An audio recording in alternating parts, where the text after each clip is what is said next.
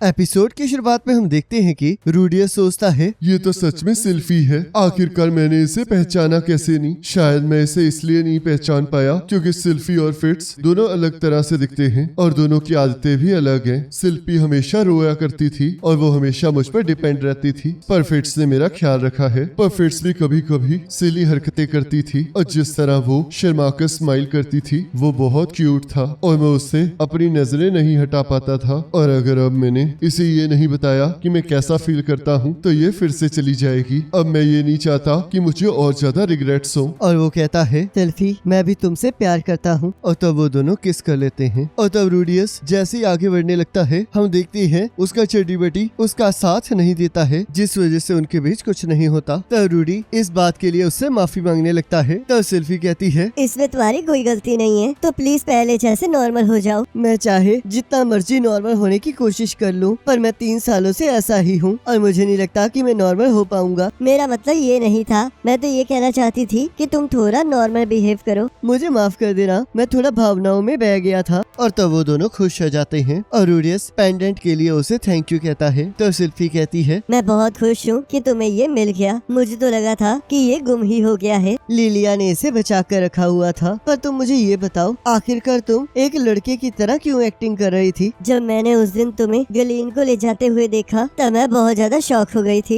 और मैंने पॉल पर हमला कर दिया था क्योंकि मैं बहुत ज्यादा दुखी थी। पर मैंने उस दिन अपने आप से एक प्रॉमिस किया कि मैं बहुत ज्यादा ताकतवर बनूंगी ताकि मैं तुम्हें बचा सकूं। मैंने बहुत ज्यादा स्टडी की और उस स्पेल की प्रैक्टिस की। मैंने तो लिलिया से सही तरीके से बिहेव करना भी सीखा और मैंने ये सब कुछ इसलिए किया ताकि मैं तुम तक पहुंच सकूं और तुम्हारा विश्वास हासिल कर सकूं। और उसके बाद माइनर डिजास्टर आ गया जिससे मुझे रॉयल पैलेस भेज दिया और वहाँ मैं प्रिंस एरियल और ल्यूक से मिली और उसके बाद वहाँ पर बहुत कुछ हुआ जिस वजह से हम यूनिवर्सिटी ऑफ मैजिक में आ गए। और जब मैंने यहाँ पर स्पेशल न्यू स्टूडेंट्स की लिस्ट में तुम्हारा नाम देखा तब मैं बहुत ज्यादा खुश हुई। तो इसलिए जिंदा रहने के लिए थैंक यू। मैं भी खुश हूँ कि तुम सेफ हो, पर काश तुमने ये सब कुछ पहले ही बता दिया होता। इसके लिए मुझे माफ कर दो क्योंकि मेरी हिम्मत ही नहीं हो रही थी। इसमें तुम्हारी कोई गलती नहीं है क्योंकि मैंने ही तुम्हें पहचानने में 1 साल लगा दिया। और तो वो सेल्फी के कान पर किस करता है। तब रूडियस सोचता है मैं बहुत खुश हूँ कि मेरा बॉडी रिस्पॉन्स कर रहा है, पर मैं इस टाइम इसे कंट्रोल नहीं कर सकता। पर मुझे कम से कम इस बात का तो यकीन है कि सब कुछ ठीक है और ये सारा कुछ सेल्फी की वजह से है। और तब वो दोनों वापस सिटी पहुंच जाते हैं जहां वो लोग अपने अपने काम से अलग हो जाते हैं। तब सेल्फी सोचती है काश मैं रूडियस की कंडीशन के लिए कोई मेडिसिन ढूंढ पाऊँ। और तब वो प्रिंसेस एरियल से मिलने जाती है। तब प्रिंसेस एरियल कहती है लगता है तुम इस बार भी फेल हो गई। मुझे इस प्लान के बारे में सोचना चाहिए था कि आखिरकार कौन ही होगा कि जो किसी दूसरे के कपड़े खोलेगा। तो ल्यूक कहता है सेल्फी बताओ आखिरकार वहाँ पर क्या हुआ। तो सेल्फी उन्हें सब कुछ बताती है जिसे सुनकर प्रिंसेस एरियल हंसने लगती है और कहती है मुझे यकीन नहीं हो रहा कि वो इतना इम्पोर्टेंट टाइम पर यूजलेस निकलेगा। लगता है मैंने रूडियस को ओवर एस्टिमेट कर लिया था। तो ल्यूक कहता है पर मैं इस बात से एग्री नहीं करता हूँ। कुछ टाइम ऐसा होता है जब एक आदमी इसका कुछ नहीं कर सकता। मुझे पूरा यकीन है कि सेल्फी को लव ना करना रूडियस ने खुद चूज नहीं किया है और अब मुझे समझ में आ गया है कि वो क्यों बहुत ज्यादा चुप रहता है और अब मुझे उसकी सारी फीलिंग समझ में आ रही है। वो शायद यहाँ पर अपनी उम्मीद की आखिरी किरण ढूंढने आया है। तब प्रिंसेस एरियल अपनी बातों के लिए माफी मांगती है। तब ल्यूक कहता है इसमें आपकी गलती नहीं है क्योंकि वैसे भी आप ये नहीं समझ सकती। तो सेल्फी क्या तुम रूडियस की बीमारी को ठीक करना चाहती हो? मैं उसे ठीक करना चाहती हूँ क्योंकि वो इस टाइम बहुत ज्यादा शॉक में है, तो इसलिए मैं उसके लिए वो करना चाहती हूँ जो मैं कर सकती हूँ। शायद इसमें तुम्हें भी बहुत तकलीफ हो सकती है। मैं सब कुछ करने के लिए तैयार हूँ। तुम थोड़ी देर के लिए रुको, मेरे पास तुम्हारे लिए कुछ है। तब यहाँ प्रिंसेस एरियल कहती है मैंने जो कुछ भी कहा उसके लिए मुझे माफ कर देना। लगता है ल्यूक के पास कोई प्लान है पर मुझे भी इसे ठीक करने के रास्ते पता है। तब यहाँ ज़नोबा बिना मंत्रों के मैजिक यूज करने की कोशिश कर रहा होता है पर वो कुछ भी नहीं कर पाता और तब ल्यूक वापस आ जाता है जहाँ प्रिंसेस उसे रूडियस को रिझाने के बारे में समझा रही होती है। तब ल्यूक कहता है पर मुझे नहीं लगता कि ये चीज काम आएगी क्योंकि सेल्फी के अंदर वो अट्रैक्शन नहीं है। जिसे सुनकर सेल्फी उदास हो जाती है। तब प्रिंसेस इस बात का कारण पूछती है। तब ल्यूक कहता है ग्रे रैट हमेशा वॉक्सम वुमन पर मरते आए हैं और इसका प्रूफ ये है कि मुझे सेल्फी को देखकर कोई अट्रैक्शन फील नहीं होती। जिससे सेल्फी उदास हो जाती है और तब ल्यूक उसे वाइग्रा देता है जिसे देखकर वो दोनों ही हैरान हो जाती हैं। तब ल्यूक कहता है मुझे एक बार ये रोआ में देखने को मिला था पर माना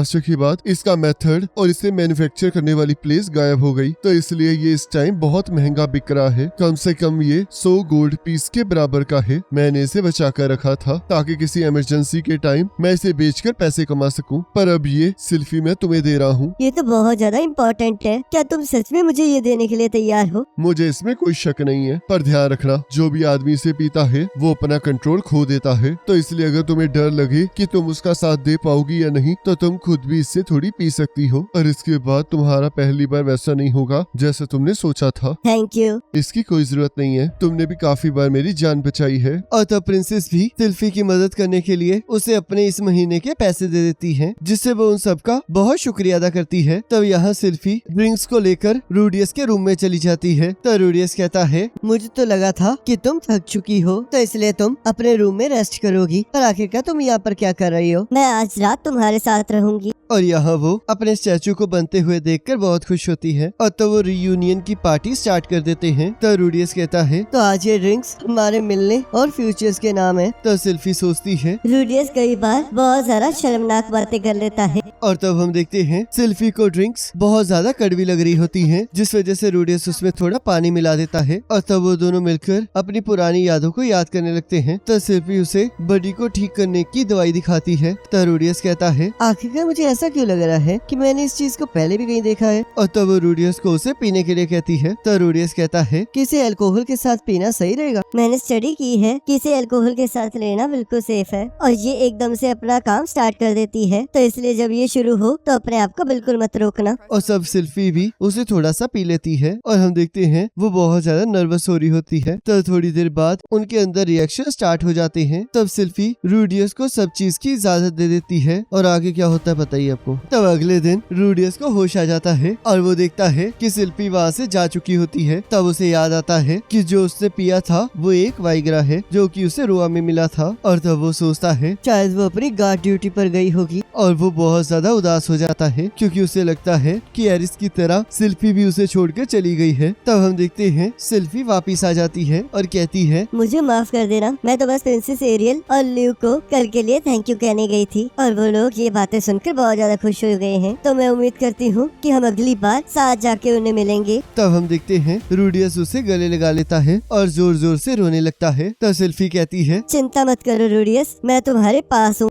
तब रूडियस को एहसास होता है कि उसका बॉडी पहले जैसा नॉर्मल हो गया है, और वो सिल्फी को इस बात के लिए थैंक यू कहता है। तब प्रिंसेस एरियल कहती है, तुम तो पूरे स्कूल में बहुत ज्यादा फेमस हो, तो आखिरकार आज यहाँ पर क्या कर रहे हो? मेरे हिसाब से सिल्फी ने आपको सब कुछ बता दिया है, पर मैं यहाँ पर आपको कुछ और चीजें कहने आया हूँ। मुझे पता है कि सिल्फी की वजह से मेरी इलनेस ठीक हो गई है, पर मुझे बताया गया है कि आपने भी उसकी बहुत ज्यादा मदद की है, तो इसलिए आपको अगर कभी भी मेरी मदद की जरूरत होगी तो आप मुझे बुला सकती हैं। तो ल्यूक कहता है, पर मुझे तो लगा था कि तुम आसुरा नोबल्स के पावर स्ट्रगल्स के बीच में नहीं आना चाहते हो। ये सच है कि मैं उनके पॉलिटिकल खेलों में नहीं घुसना चाहता, पर अगर बात उन लोगों पर आएगी जिनसे मैं प्यार करता हूँ तो फिर सारी चीजें बदल जाती हैं। तब प्रिंसेस एरियल कहती है, तुम्हारी सपोर्ट पाकर मैं बहुत ज्यादा खुश हूँ, तो अब तुम क्या करने वाले हो? इस टाइम मुझे माना डिजास्टर में गुम हुए अपने फैमिली मेंबर्स को ढूंढना है, तो इसलिए मैं इस टाइम आसुरा नहीं जा पाऊंगा। जब तक तुम अपनी साइड की चीजों को रिजॉल्व नहीं कर लेते तब तक तुम्हें मेरे साथ आने की जरूरत नहीं है। पर मैं तुमसे ये पूछना चाहती हूँ कि अब जब तुम्हारी इलनेस ठीक हो गई है तो क्या तुम सिल्फी को गुड बाय कहकर अपनी फैमिली को ढूंढने चले जाओगे? मैं सिल्फी से शादी करूंगा, जिसे सुनकर सिल्फी बहुत ज्यादा शर्माने लगती है। तब प्रिंसेस एरियल कहती है, तो सिल्फी रिग्रियार्ड बताओ तुम क्या करना चाहती हो? तब हम देखते हैं सिल्फी शर्माने के कारण कुछ कह नहीं पा रही होती। तब ल्यूक उसे आगे धकेल कर हौसला देता है। तब सिल्फी उससे शादी के लिए हाँ कर देती है। तब प्रिंसेस एरियल कहती है, सिल्फी अब जब तुम रूडियस की वाइफ बनने वाली हो तो तुम्हें एक मैन की तरह ड्रेस करने की जरूरत नहीं है, और उसके बदले में मैं रूडियस की रेपुटेशन का फायदा उठाऊंगी, और रूडियस भी मेरे नाम को यूज कर सकता है। तब सिल्फी ल्यूक और प्रिंसेस एरियल को थैंक यू कहती है, और इसी के साथ एपिसोड खत्म हो जाता है। अब नेक्स्ट एपिसोड का लिंक आपके स्क्रीन पर आ रहा होगा, उस पर क्लिक करके अगले एपिसोड को देख सकते हो।